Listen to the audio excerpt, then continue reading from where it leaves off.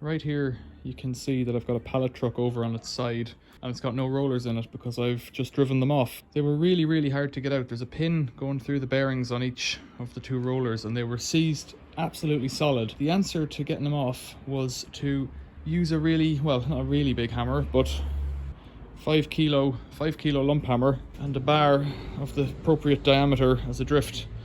And you really just need to work it until they're out. There's a little drift pin just here on each one, and this will become clear in the rest of the video where I show you this process, but I'm just trying to save you time at the start here by saying you have got to drive these things out. If they'll move, great, but if this has been left out in the rain, as this one has, you've got a bit of work on your hands. A bit of force is what's required, so stay tuned and I promise I won't swear. Hey there, Boots Owen here. This is a BT pallet truck, 2.3 thousand kilos, 2.3 tons. I picked it up off a neighbour for 30 quid. It's been sat in their garden probably for a year, definitely over last winter. It's got obvious things like the rust on the chain there, but I'm not too worried about that. You can see how the back wheel spins quite freely, and they just have big bearings, metal sealed bearings right there, but the front wheels don't spin correctly. The little guide rollers are okay. They're a bit crunchy, but they're okay. This one here, I've freed it up a bit just by putting a drop of oil in there. It's free enough to roll now. It looks like some kind of rubber on nylon with the bearing inside, but this lower one, when I had it turning a minute ago, I can see when I'm doing this, it's just spinning, the bearing's spinning within the housing. So the bearing's seized on the shaft and seized within itself, I'd say. So I've got to get it apart. And to do that, I've got some Allen keys, which I'm hoping will take out this grub screw. If it doesn't, we're into another world of trouble. In fact, I can see it not coming out really, but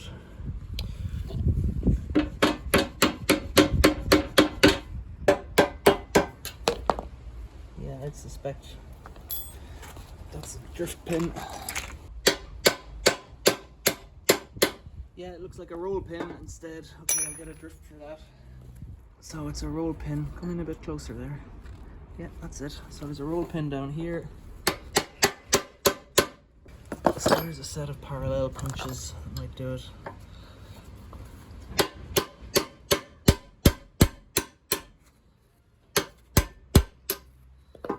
It's a roll pin after all. Then, let's see if I can drift this downwards. Should need to support that perhaps. Like that. Now, the awkward thing is there's another wheel above it.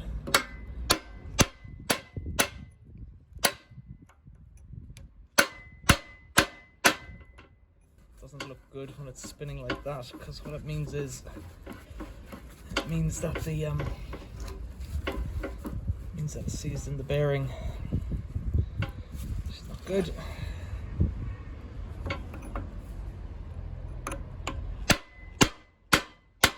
Sometimes just to get a bigger hammer. Can you stand up and stand back so you can see this a bit better?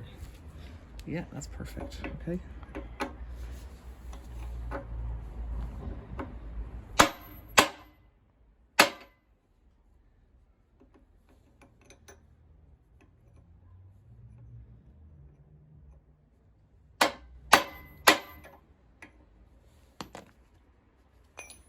Try it on the other side, see if that helps.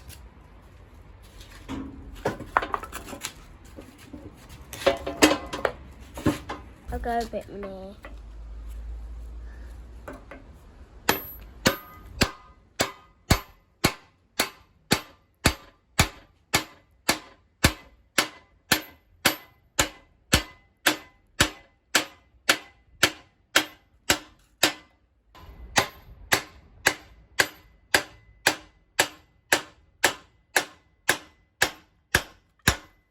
So I've had a little think about it, and if I'm hammering here and doing damage and separating this fork, this cast fork, well, that's no good. What I could do is hopefully remove this one above, pin above, and then put a rod the whole way through there and support the fork on the bottom and drive it out that way. It seems a bit of a roundabout way to do it, but it's the conclusion I've come to after having a bit of a snooze.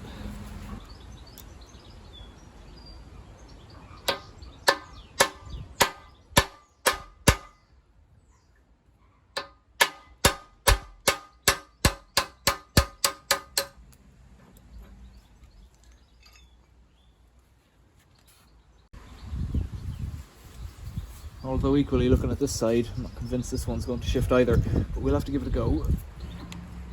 This time I've got a little hammer head here to sit on this nub on the other side, and hopefully this will drift through. I don't know. Let's see.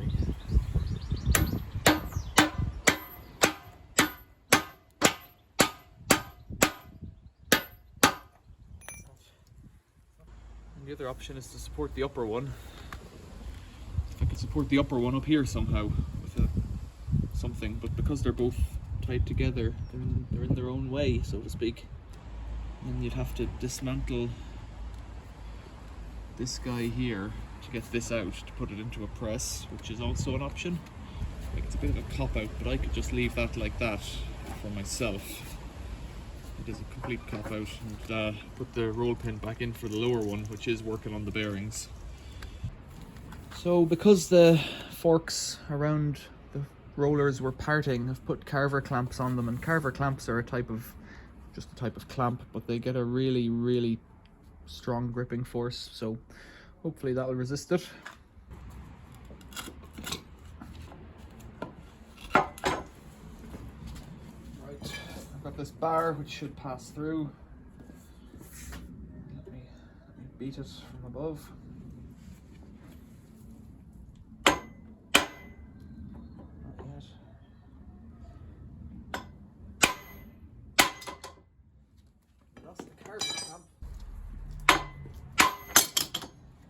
Very strange.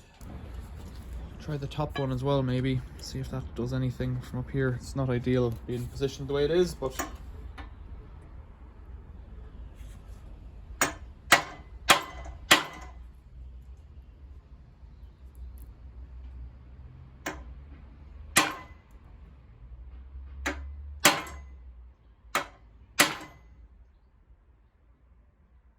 back a bit in case that clamp jumps off.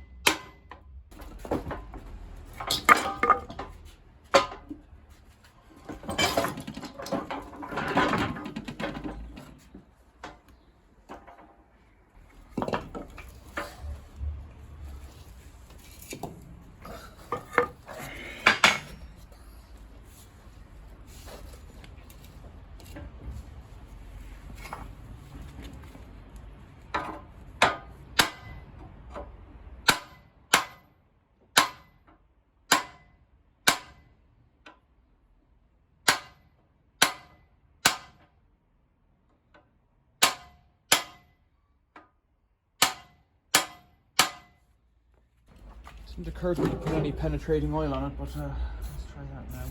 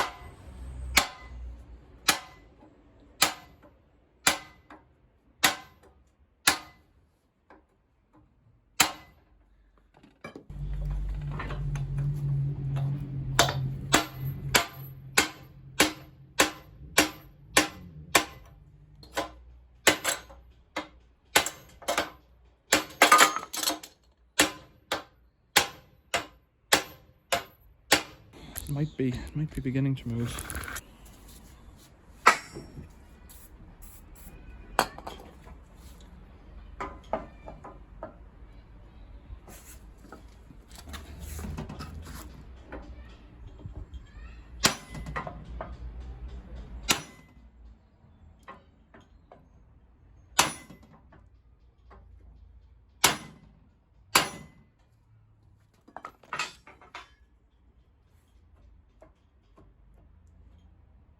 I'm going to grind off the end of this bar because it's got a bit of a burr. It's the right size to fit straight through if it was not burred over. So I've tapered it ever so slightly. Ow.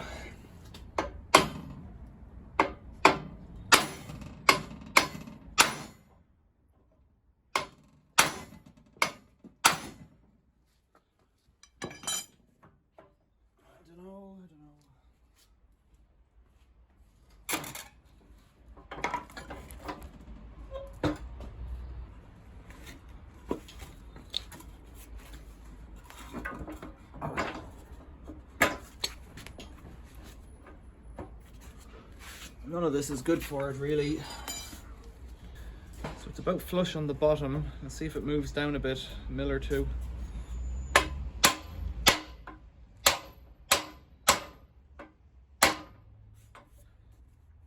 it's not moving.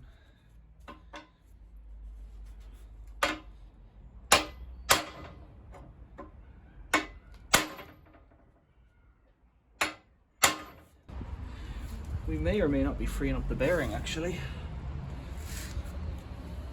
Which will do me. I'd actually call that a success if I could just free up the bearing. I'll try and put the roll pin back in again. See if that helps.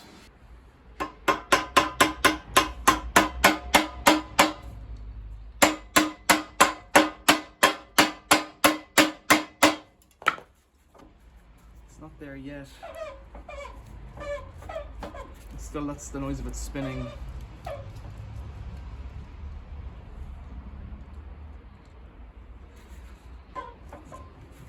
It's spinning in the housing. Try hammering it again.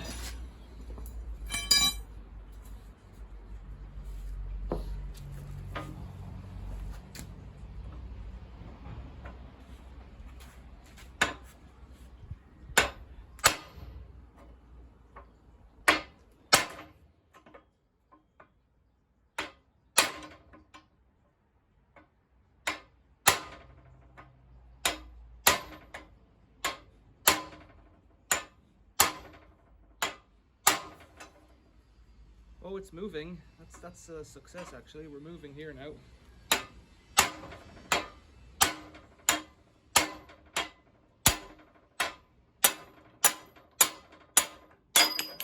Wow, that was quite the experience. That was quite a bit of work there. Let's have a look at this bearing inside. Got it out, bud. Well, that's good. Yeah. Right, let's have a look at this.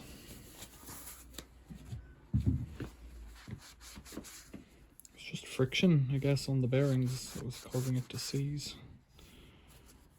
There's no real marks from the friction. I guess just once it was overcome, it came out.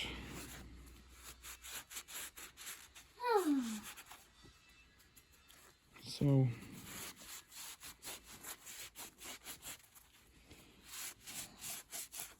this one is obviously working, and this one is obviously not. So we'll try and drive out the one that is not. Just got it in a... It's just going to come out because this one was spinning anyways, so it's just going to come out. I'm not really worried about damaging it. So we'll do it upside down here. So it was already damaged. That's what I am doing. I'm getting the blade onto the inner race. Just tapping it tap, tap, tap like that. Looks like a block of some kind of white nylon, maybe, with a rubber outer sleeve fitted to it to make a roller. Pretty straightforward. So I need to see if I can get these. They're special. They have a different sized. They're offset somewhat. Probably means they're more expensive. U&J 6303 ZV. ZV. I don't know what that means. I have a suspicion that I could free this bearing up because it's going to take a high load, but it's never going to take a high speed. So let's anchor it in there. Let's see what we're dealing with here. It really is seized on something. It looks to be pretty chewed up on the outside. 6303 ZV. So I've looked up 6303 ZV, and you can get them from abroad and they're expensive. 6303 not ZV, you can get them and they're not too bad. What have we got here? 6203, not there. You can get them from abroad and they're not too bad. Too big. These are washing machine bearings mostly. But it's so one bearing is 5 or 6 quid. 6205, it's too big. One bearing's 2 or 3 quid. And a set of 2 new pallet truck rollers is 22 quid. So yeah, go figure, they're too big.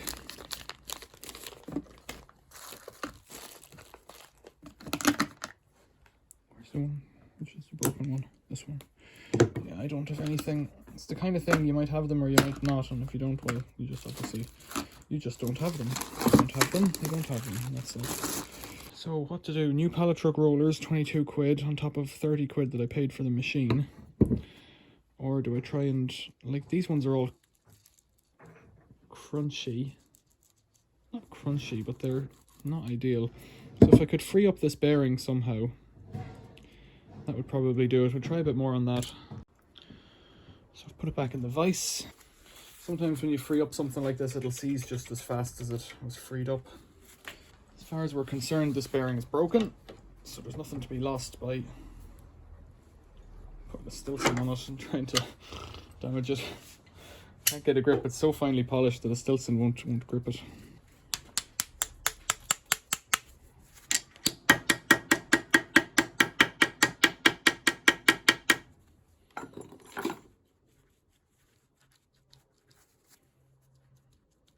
It's getting stuck on something. It could be that it looks very clean on the inside though. Oh, I don't know. I could hook out the shield, but then, well, that shield's not doing much actually. It's so rusty.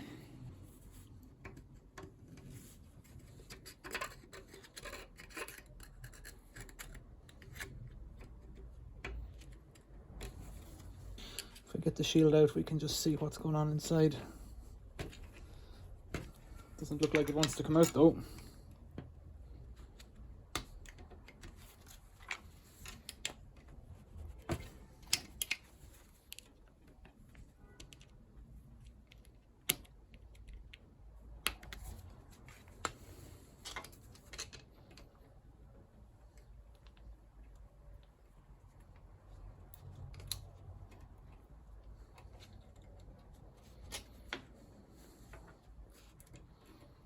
It's badly rusted here, so I'm not really doing any harm by taking it off.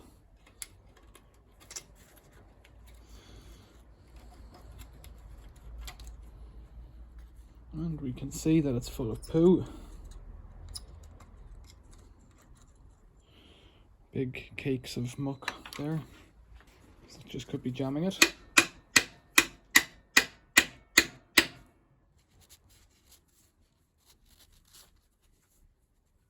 It's weird how much dirt can be in it. Like, I guess it's rust off the bearings, but crazy.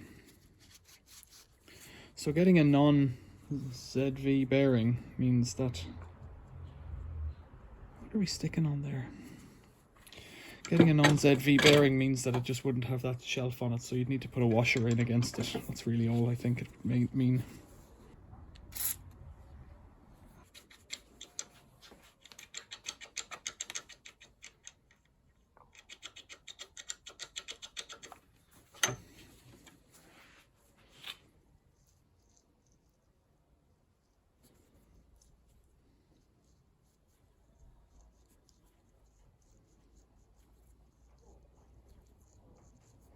All the bearings appear to be turning, so I'm just wondering, is there like a pocket of rust where it was lying at the bottom or something?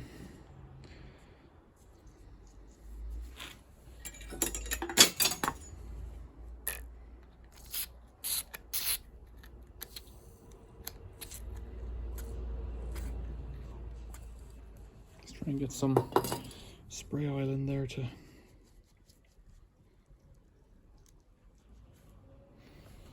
My finger's nice and wet. I never know, is rubber shielding better than metal shielding?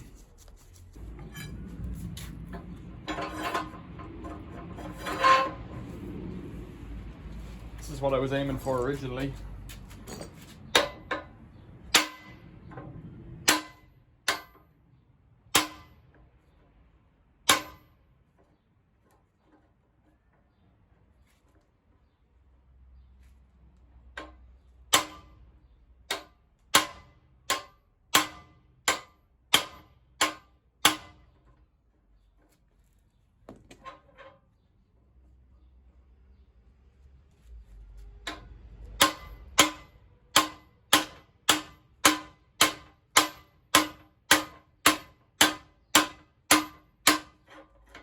Moving.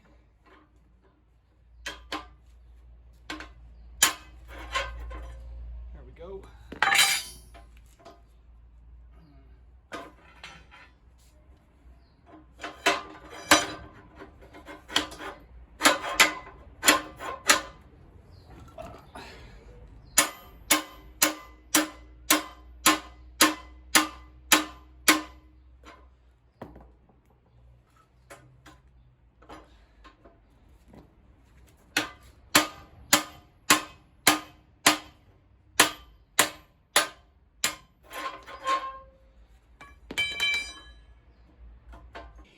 So there's a bit of snot on there.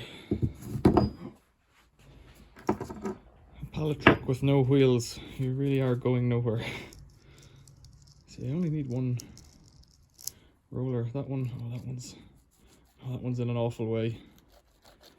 Yeah, I need at least 2 of those.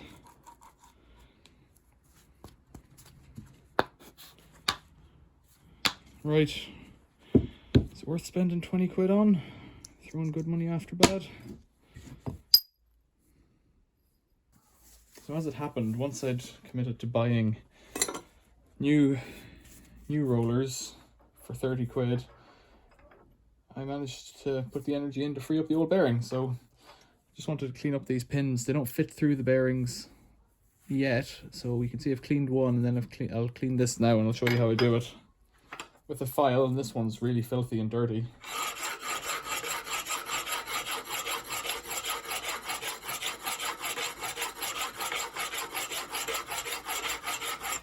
I'm going around it, taking off the tiniest layer of dirt, but also watching for high spots on the edge where it's been hit with the hammer to get it out. Any little burrs or lips, I want to get them off too.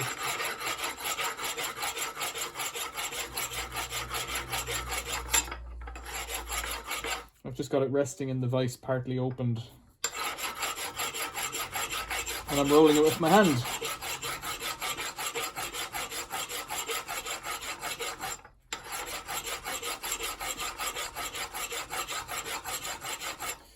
You can see there's kind of a rusty pattern here, about a 1/4 inch in on both sides, and I think it wasn't working right for quite a while.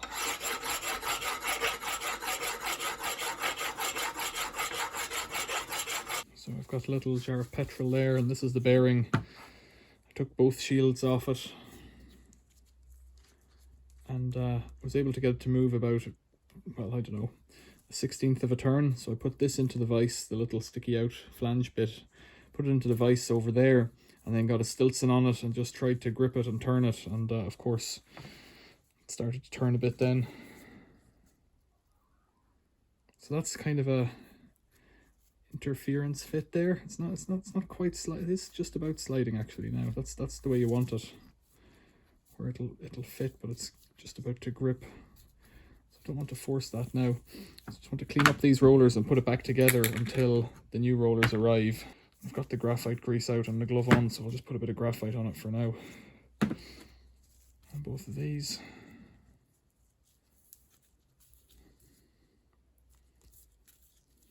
Pretty horrible stuff, that graphite grease, because graphite is obviously black. It goes everywhere, but keep it good for now. There's my roll pins. Let's take it outside and hit it with a hammer. So here we are. Let's put it together.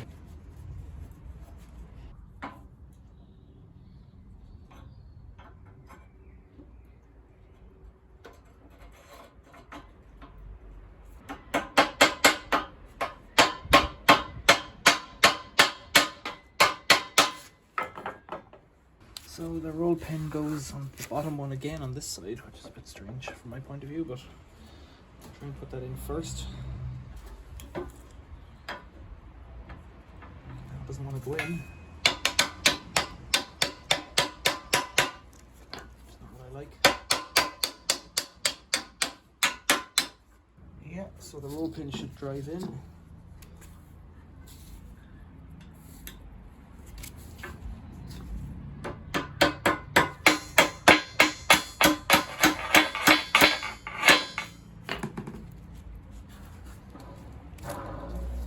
That's it, we're back together and we're back in action.